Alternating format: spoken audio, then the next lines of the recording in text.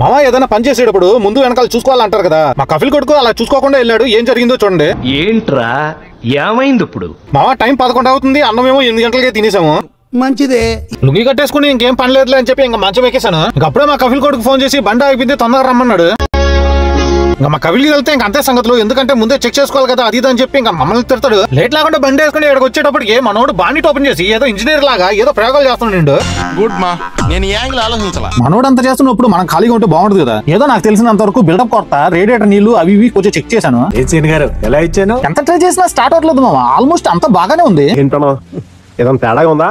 ఏం లేదే, అస్సలు కొంచెం కూడా తేడా అనిపించడం లేదా? నాకేం తేడా కనపట్లేదే. తీరా లోపలికి వెళ్ళి చూస్తే బండిలో పెట్రోల్ అయిపోయింది.